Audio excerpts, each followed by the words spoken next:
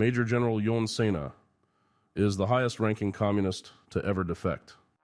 He stated that while the details of the overall Soviet plan for world communism may change with circumstance, the final goals always remain the same. He outlined 4 phases. The first 2 phases dealt with the preparation and struggle for so-called peaceful coexistence with international socialism. News from Moscow that Joseph Stalin had died dramatically altered the playing field. Without a plan for succession, a collective leadership assumed control of the Soviet Union. Almost immediately, they extended an olive branch to the west. Speaking for the party, Georgy Malenkov declared, "We stand as we have always stood, for peaceful coexistence of the two systems." Disunity would be promoted in the West, and acceleration of social fragmentation encouraged.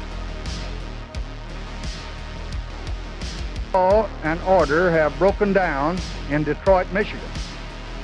Pillage, looting, murder, and arson have nothing to do with civil rights. Student and trade unions would be leveraged to exacerbate existing causes of social and industrial unrest. The time when the operation of the machine becomes so odious. Isolationism would be encouraged. Attacks on the quote-unquote military-industrial complex as barriers to peace. Phase 3 was the period of dynamic social change. The main purpose of the period of dynamic social change was, in the words of the Soviet directive, to quote, smash the hope of false democracy and bring about the total demoralization of the West. Turn on, tune in, drop out.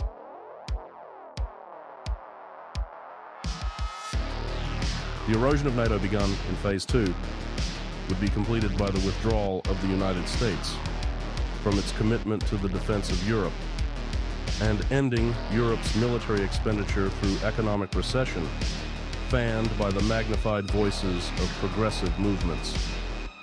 But today on this issue, the so-called right wing has adopted the communist position on NATO. Amendment number 6 directs the President to withdraw the U.S. from NATO. My amendment would direct the President withdrawal from NATO. The 4th and final phase of the plan look forward to the dawn of global democratic peace. At the start of this phase, the United States would be isolated from both Europe and the Third World.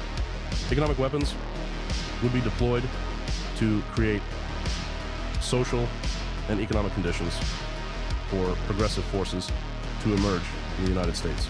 China's Belt and Road Initiative, shifting the world's center of gravity from the Atlantic to the Pacific.